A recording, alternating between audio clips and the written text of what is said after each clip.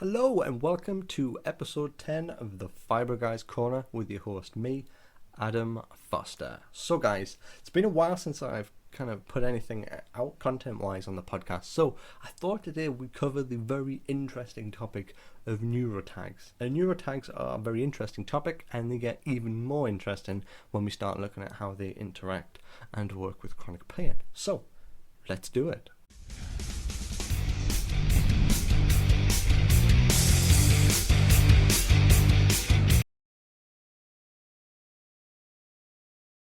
So, before we cover what a neurotag is, we need to understand a few things. So, the brain has around 85 billion neurons. Okay, 85 billion, that is a very large number. And a neuron is a nerve cell within the brain, okay? So, to give you an idea of this scale, 1 million seconds is around 11 days. However, 1 billion seconds is around 31 days. So, that is a big difference between 1 million and 1 billion. Sometimes we don't really kind of conceptualize the gap that is between a million and a billion, but it is a very large scale. It's also really important to remember that your brain also has around 10 times as many immune cells than it actually does neurons. So technically your brain is one pretty beefy immune organ first and foremost.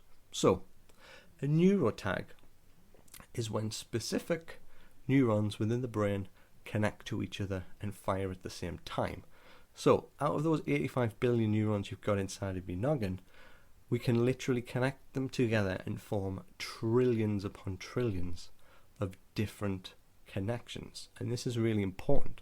So keep in mind your brain takes about 20% of your daily calories, okay? And you probably will hear this a lot because it's still in films like Lucy and Limitless.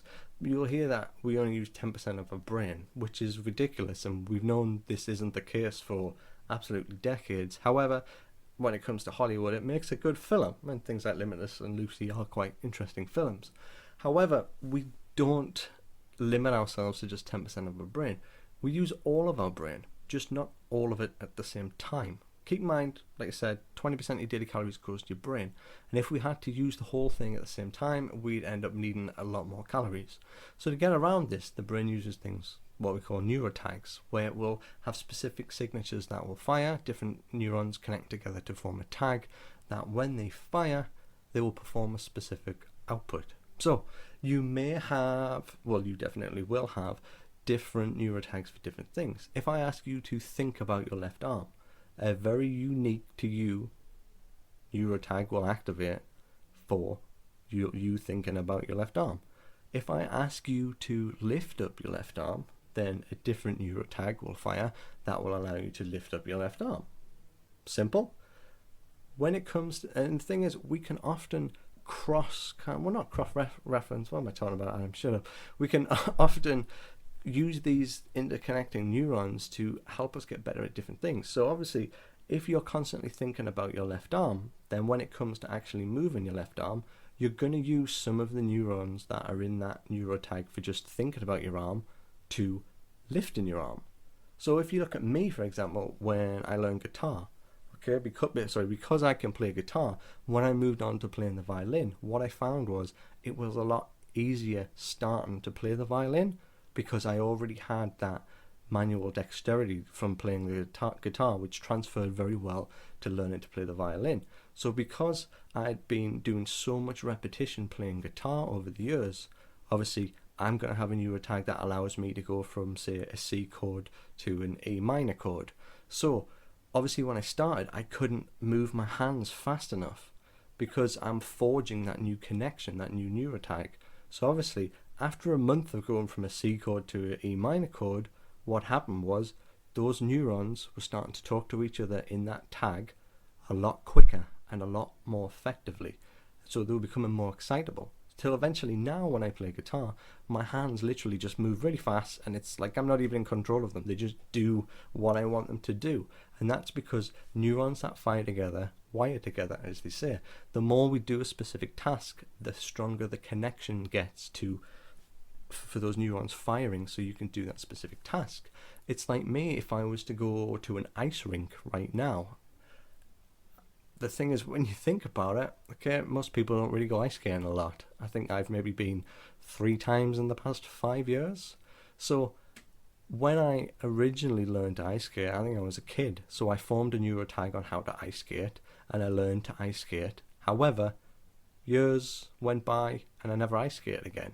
So that connection, that neurotag for allowing me to ice skate, slowly got weaker and weaker because I wasn't using it, until eventually, a few years later, I got back on the ice, and what happened was it fell over a few times, and after about 20 minutes or so, the neurons were talking to each other quite well again, and I was ice skating again. It's a bit like when they say you never forget how to ride a bike. This is very true. You forge a neurotag when you learn to ride your bike.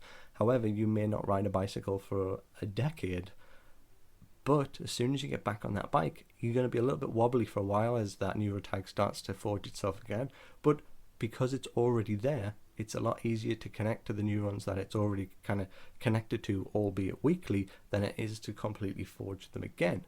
So these neurotags we have are for everything. They're for thinking, they're for movement, they're for pain. So for you to produce pain in your left knee, you will have a unique neurotag that produces pain in where you perceive to be your knee. Okay? So because this network is so vast and it's so kind of interconnecting, it's the same with things like memories. We don't have a specific memory center of the brain. It's not how it works. Instead, they're kind of stored throughout the entire brain in a giant kind of what you call a memory tag. And the thing is, if you think of your first date or the first boyfriend, girlfriend, whatever you had, then you'll often remember your first kiss. And the thing is, you can be 30 years on from that first kiss, and you can be walking along the high street, and somebody might walk past you who has the same perfume on as that person that you're on the date with, and suddenly you're transported back to that restaurant, sat in front of that person. The thing is, that's not just some crazy thing, that's just neurotags activating. Obviously, you're going to have certain neurons from things like the olfactory center in your brain that's going to help you remember things like what that perfume smelled like. You're going to have bits from your kind of occipital lobes that help you remember what you actually saw on that date, what t-shirts they were wearing. And the thing is, just somebody walking past you is going to be able to just activate a few neurons from that tag, just a few from, say, the smell section, and it's going to activate the whole thing, and then suddenly you are, boom, right back onto that first date. And the thing is, when it comes to pain, this is quite important because emotion is a pretty big driver of pain. And the thing is, especially when it comes to things like neurotags, the more stress chemicals we have in the system, the stronger those connections are going to be forged for that specific memory. This is why trauma is often such a nightmare to deal with, because it's very deep rooted, which makes a lot of sense if you think about it, because trauma, that fight or flight response, that it is there to protect us. So our brains are going to want to keep a hold of this really bad memory so that it doesn't happen again. Or if it does happen again, we can do something different. Or if what we did at the time worked, we can do that again. And the thing is, it's the same with pain. And what I find really interesting with pain and neurotags is that you can have somebody who, say, injures their knee. Okay? Then, so every time they move their knee, they're activating a neurotag to move their knee. So, say, kicking out their leg. But they're also activating a pain neurotag for them to feel and produce and experience pain in what they perceive to be their knee. And often, a lot of the time, and especially with chronic pain, what happens is, because the pain neurotag is firing at the same time with the movement tag of moving the knee, they start to hardwire together, and that pain tag starts to integrate and connect and consume, I suppose, part of that movement tag.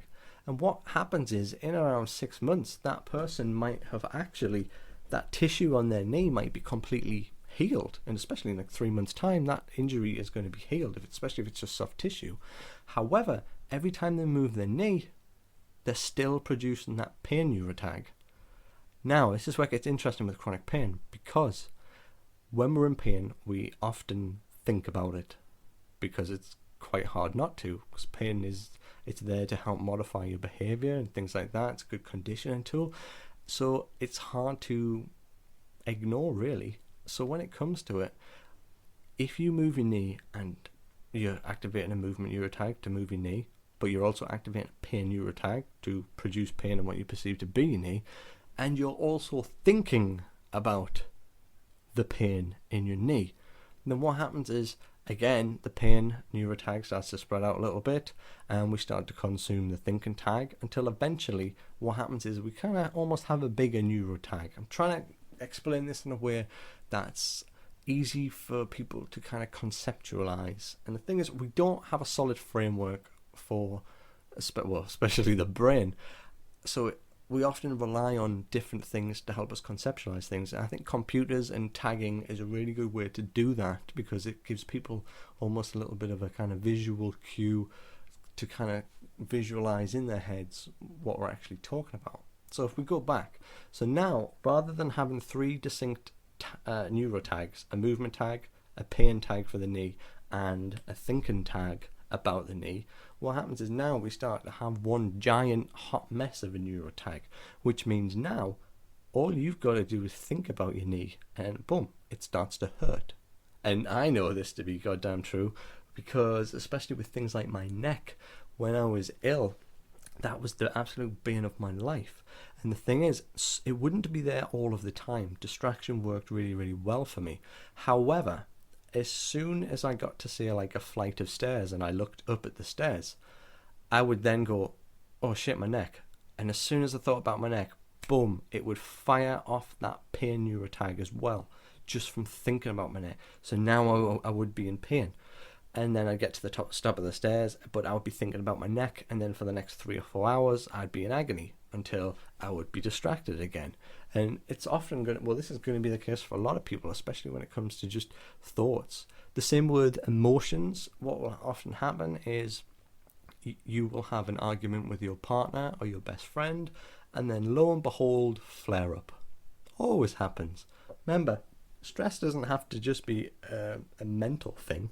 Okay, there's biological stress, noxious stimulus, somebody punching you in the arm. There's social stress, having to give a talk in front of 400 people. You know what I mean? There's chemical stress, the foods we eat, things like that. So they're all different stresses. And the thing is, what can often happen is if you have an argument with your partner, it will end up triggering off a pain tag as well. And you will end up being in more pain than before you argued with your partner. And I always find that really fascinating, because that's just absolutely crazy how brains can become so efficient. Remember, bioplasticity is where the brain, the body gets better at doing what it does. So that can be in the form of immune responses, or it can be in the form of kind of neural adaptation. So like I said, me playing violin, every time I play it, I get a little bit better. You know what I mean? That's what that plasticity is there for. In the long term, it generally helps us.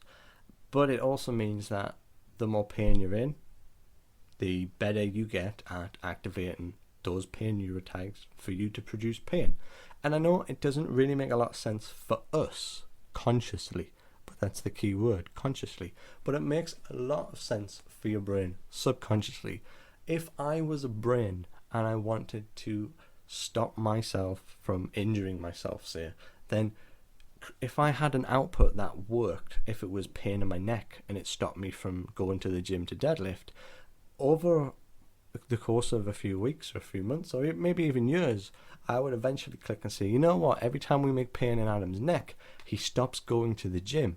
So you know what, I'm going to get better at doing this until eventually, you know what I mean, he starts to listen to me. And that's the kicker when it comes to pain, because yes, it can destroy people's lives. However, it's nothing more than your brain just trying to protect you. And often is the case that the things it's protecting us from are, completely unwarranted, really. So with these neurotags, you can see it gets quite complicated, and we're trying to keep it quite simple and keep it in a model that people can help to visualize in the brain. But I thought it would be a good way to kind of just introduce this, as we're going to dive a little bit deeper in the podcasts to come, because like I said, it is quite an interesting topic. But I just wanted to see if anybody has any good examples of neurotags connecting to other tags and being fired involuntary, or I wouldn't say involuntary, maybe just become more excitable. So for a lot of people, they're going to find specific things, or even, like I said, stress is a big one. So if you are, what was somebody saying the other day? they were doing gardening because of the COVID-19 stuff. And what happened was every time she would do the gardening, she would start stressing about if she was doing too much. And then that would activate a huge pain neurotag. And then she'd get a headache and she'd be in pain from worrying about if she was going to be in pain from doing this activity. And I want to quickly go back to my neck, because this is quite important, and it's going to be quite important for a lot of people to hear this and understand this. For the longest time, when I got better, I pulled what you'd call like a 90% recovery, okay, in the first year. So I was pretty much recovered. I was doing stuff that was, I thought I'd never do before. I was deadlifting in the gym, I was running, I was on dodgems, and I was just starting to enjoy life. However, I still had the occasional neck problem, okay, and it might last a day or two. But then again, I'd get distracted and I'd stop thinking about it, and what would happen is it would go away for a month or two, and then I would have it again. And the thing is, once I tried and I focused on it a lot. And the thing is, a lot of the time when you focus on an area that hurts, it does more harm than good, because all you're doing is activating that thinking tag and ultimately activating the pain tag by accident. So what happened was, eventually I sat myself down and I kind of thought, well, you know what? We've done like 90% recovery here, 95%. I'm feeling good. I'm back to work. I'm doing stuff that I enjoy. So maybe it isn't the worst thing in the world if I have a headache or a migraine, once every 8 weeks that lasts 6-7 hours. Right? Maybe it's not the worst thing in the world if my neck is a little bit stiff, for 3 or 4 days, once every 12 weeks.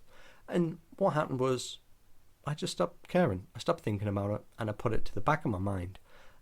But in the meantime, what was happening was those thinking tags that would normally fire and activate by accident the pain tags as well, they were connecting less and less, because I wasn't really thinking about my neck. I was just getting on with my life, and I was just doing the things I wanted to do. Until eventually, about a year later, and I think I was outside of the cinema about to go in, and my friend said, "Oh, how's your neck, Adam?" And I was like, "What?" And they were like, "Your neck pain." And I was like, "What are you talking about?" And they were like, "Your chronic neck pain." And I was like, "Oh shit." And when I thought about it, I couldn't actually remember the last time I had any neck pain.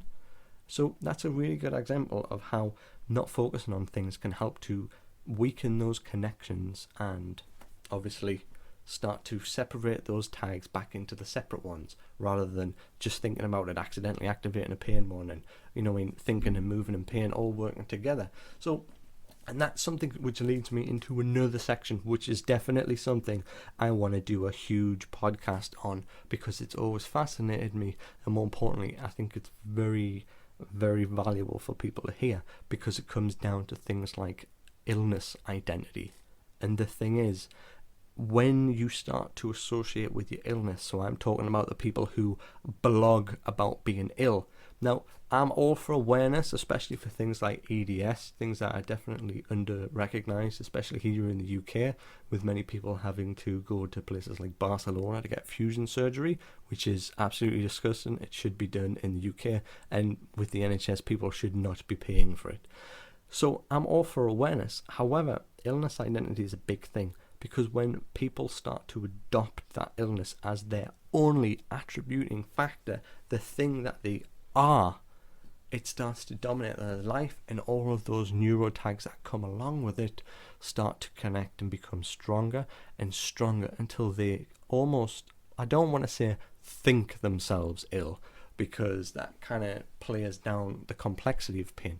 But it definitely does not help. It is a big factor in chronic pain, because a lot of the time people do this to themselves. They especially look at fibromyalgia, for God's sake. Jesus.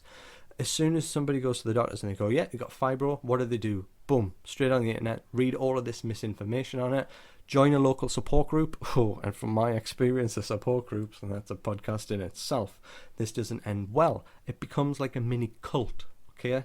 And what happens is, people start going to their monthly support group, where all they do is sit down and talk about medication and talk about how much pain they're in.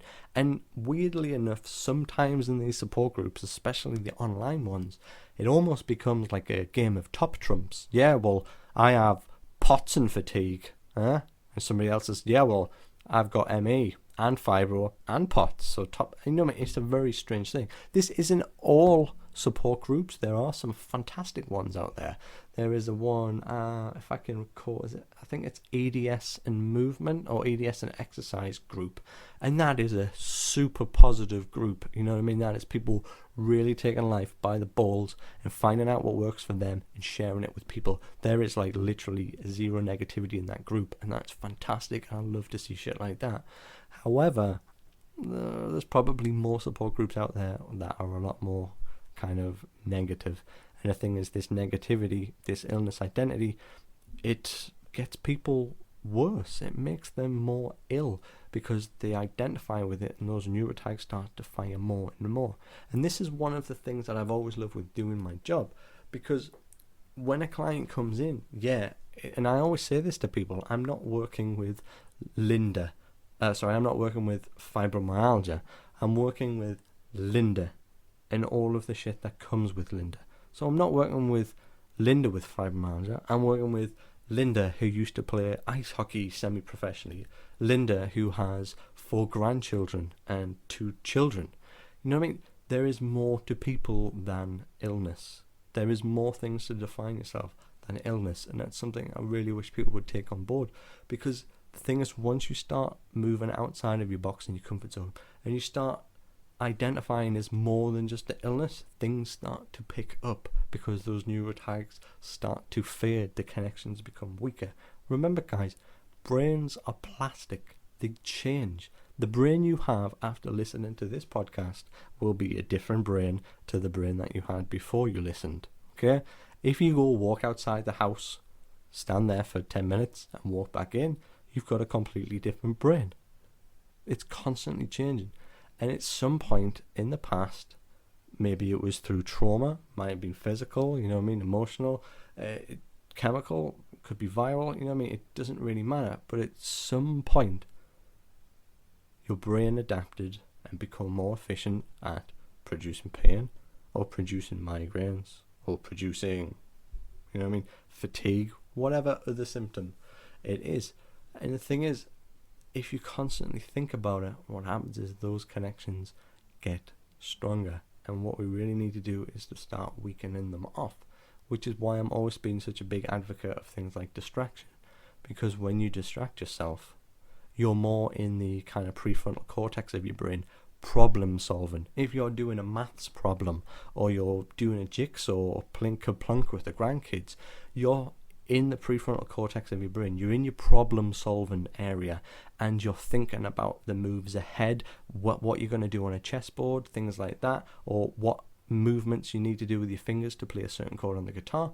And the more you're in that prefrontal cortex, the more you're firing and making new neurotags in your brain, the less you are firing the old ones, the pain ones. And this is really important. So for anybody listening, what I always say is, if you have pain in your knee, okay, try and move in different ways that still use your knee. However, don't activate a pain tag, okay? So what we need to do is start using the leg, start moving the knee in a position that doesn't cause up pain, and start to get stronger with it. Like a lot of the time when people come into the studio, they can't do a specific, so a lot of the time it's kneeling. Most people in chronic pain just cannot kneel because it just hurts, especially things like the kneecap. So what happens is we'll avoid kneeling for a little while, and we'll focus on still using the knees, but getting stronger, building new neurotags with different movements, so that when it goes back to kneeling, the brain's a little bit confused, and it's like, well, what the hell? Normally we've got a tag that says this should make pain, but now we have a tag that says don't make pain from doing similar activity. Oh, fuck it. I'll just reprocess the whole input. And if we've done our job right, we have a lot more new inputs in that brain that say, look, kneeling on knees is absolutely safe. There's no reason to produce pain. And holy shit, people aren't in pain. And that's why I love my job, because it's not, like I say, it's not about working with a condition. not about working with fibre. It's about working with that person, the whole host of stuff that comes with them, and things like fear are going to be huge. So I'm going to cut it short there, guys. You know what I mean? Hope you enjoyed that, because I love this topic. I find it so stimulating because it just transfers to all different parts of life. But we're definitely going to do another one and go a little bit deeper, and I definitely want to cover more on illness identity, because I think that is a very, very interesting topic as a whole. So I will see you on the flip side, guys. As always, any questions or you want us to cover something, adam.foster@thefibreguy.com. Send me an email or shoot me a message on any of the other social media platforms. See you on the flip side, guys. Take it easy.